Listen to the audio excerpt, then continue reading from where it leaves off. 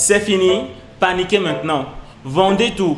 Fuyez ce foutu marché escroc. C'est le sentiment de la dernière semaine, peut-être il y a de cela 2 ou 3 semaines. Il y a beaucoup de nouveaux investisseurs qui n'ont jamais vu un marché haussier ou même un marché baissier d'ailleurs. Et même ceux qui l'ont vu, c'est juste très émotionnel. Les gens peuvent être très émotionnels aux extrêmes.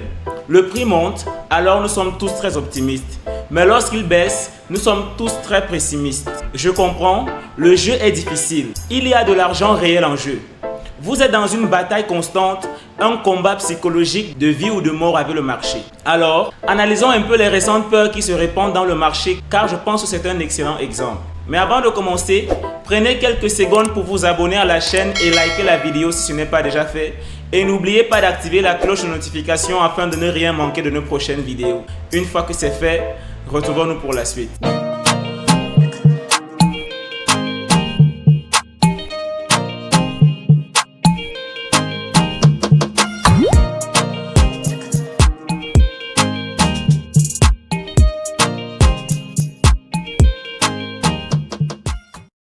Je veux essayer de comprendre ce qui se passe vraiment et vous donner un exemple de ce sur quoi vous devriez vous inquiéter sur ce marché. Ensuite, jetons un coup d'œil à l'ensemble de ce qui se passe et pourquoi vous passez à côté en étant obsédé par le bruit quotidien qui se répand sur le marché. Regardons quelques exemples récents. Premièrement, il est probable que la SEC rachète un ETF Ethereum le 23 mai. Pas de panique, que faire? Tout d'abord, cela n'a pas vraiment d'importance. Ethereum a connu toutes ces fluctuations de prix, y compris un pic à 4 800 $ en 2021, sans avoir besoin d'un ETF. L'ETF est un bonus, mais ce n'est pas essentiel pour voir le prix de l'Ethereum atteindre 15 000 $ par cycle. Regardons le staking, la couche de brûlage, l'adoption et bien d'autres choses. Le manque d'approbation et une approbation neutre quand elle arrivera sont tous positifs. Vous pourriez dire, mais que dire de tout ce qui concerne la SEC? La SEC poursuit actuellement Ethereum, le portefeuille MetaMask, et ils essaient de prouver que Ethereum est un titre. Tout cela va s'effondrer à zéro. Eh bien, c'est vrai, mais vous devrez comprendre que la SEC a été battue en justice. Ripple leur a donné du fil à retordre, Grayscale aussi, et Coinbase va très probablement les battre également d'après toutes les analyses juridiques qui circulent. Et ils vont certainement perdre contre MetaMask également. De plus, les développeurs de MetaMask ont également intenté un procès à la SEC concernant leur décision sur Ethereum de manière plus générale. Alors, retenez ceci, il va y avoir de longues batailles judiciaires et rien ne va se régler rapidement. Il faudra des années pour que tout cela se résolve. 2. Il est probable que la SEC perde. 3. Les marchés de la crypto-monnaie sont mondiaux et les États-Unis ne sont pas les seuls acteurs en jeu. Et même si le pire arrive, cela n'a pas vraiment d'importance. Attendez-vous à plus de règles et plus de contraintes pendant cette période. C'est courant, c'est normal, cela arrive. Le marché évolue. Maintenant, que dire des attaques médiatiques? C'est important de comprendre ce qui se passe. Les médias adorent s'aimer la terreur. Plus c'est choquant et plus cela attire l'attention, n'est-ce pas? Plus c'est spectaculaire et plus ça fait parler. La vérité est parfois mise de côté. Par exemple, cette histoire selon laquelle la Russie aurait interdit la crypto aurait beaucoup circulé en ligne. Et voilà le titre qui a été partagé avec enthousiasme sur les réseaux sociaux et par les médias. Ça a l'air vraiment effrayant. Eh bien, l'homme qui a réellement rédigé le projet de loi auquel tout le monde fait référence, le politicien russe, a répliqué en disant « Non, la crypto-monnaie ne sera pas interdite. Les échanges de crypto-monnaie et les services de gré à gré en dehors de la zone réglementée seront interdits. » Laissez-moi vous expliquer cela. La Russie ne bannit pas la crypto. Ce qu'ils veulent, c'est que les entreprises s'enregistrent et respectent la loi. Et ils précisent que si vous lancez vos propres services non réglementés, alors c'est interdit.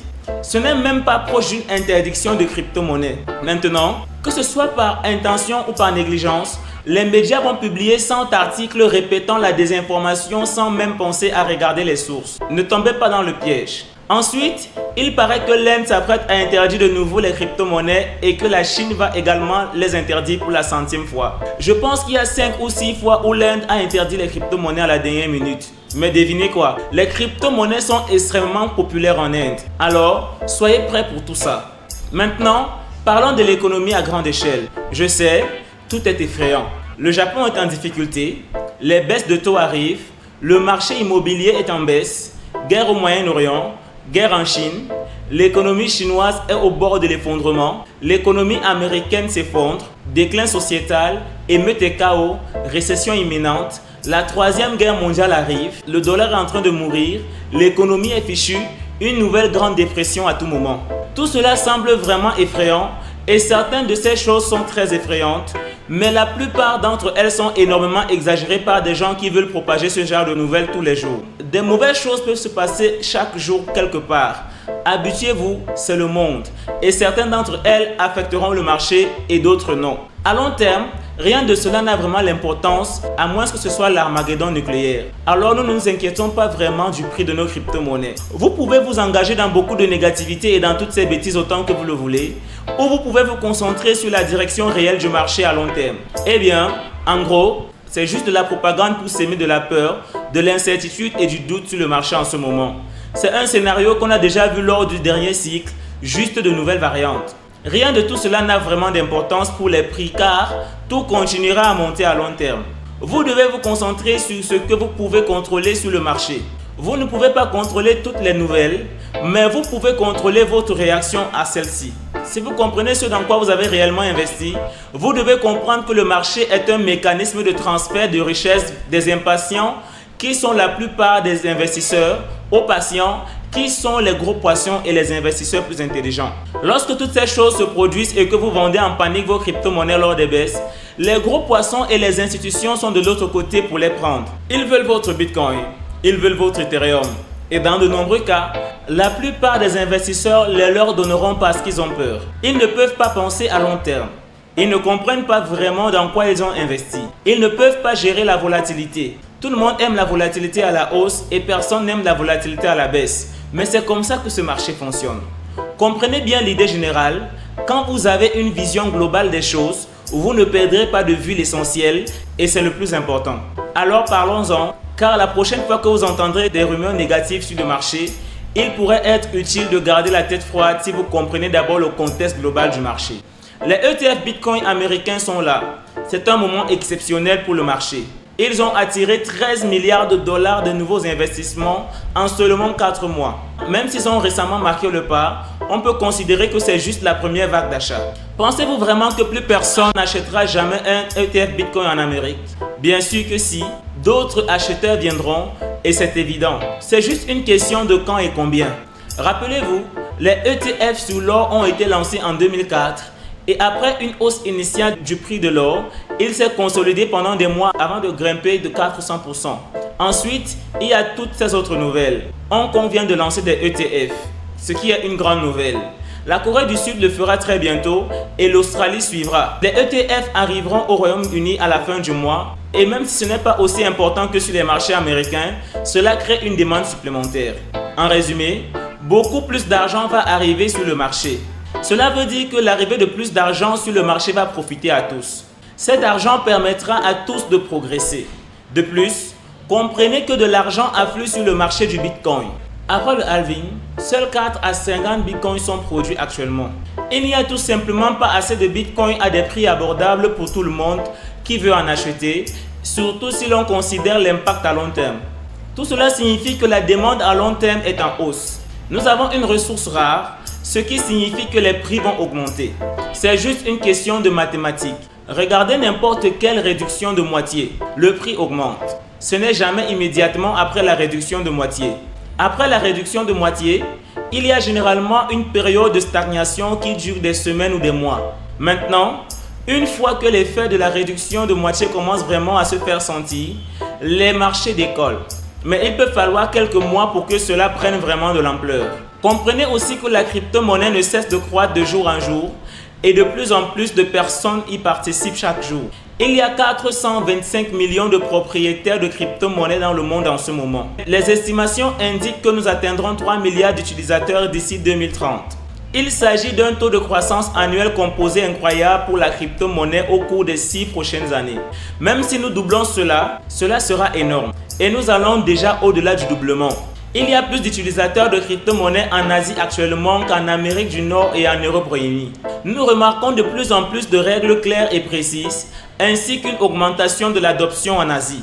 Et devinez quoi? Il se moque de savoir si la SEC américaine poursuit en justice une société de portefeuille électronique. C'est bien plus gros que ça. L'Asie sera la force motrice principale de la croissance du marché dans les années à venir. Les États-Unis ont vraiment manqué de vision avec cette SEC agressive. Regardons la capitalisation boursière totale de la crypto-monnaie car c'est ce à quoi vous assistez. Vous assistez à l'émergence de la crypto-monnaie. L'indicateur MACD est toujours en forte tendance haussière sur le mensuel, ce qui montre que nous ne faisons probablement que nous échauffer sérieusement pour le cycle. L'objectif pour ce cycle est la ligne Fibonacci 3.6.8, soit environ une capitalisation boursière de 9 trillions de dollars.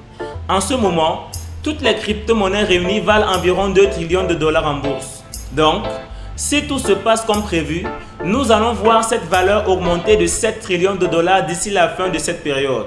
Je ne sais pas combien de temps cela prendra, probablement jusqu'à la fin de 2025. Cela pourrait prendre plus de temps ou être plus court, qui sait. Mais c'est incroyable. Atteindre une capitalisation boursière de 9 trillions de dollars, même si nous atteignons la moitié du chemin, c'est également incroyable. Pensez-y.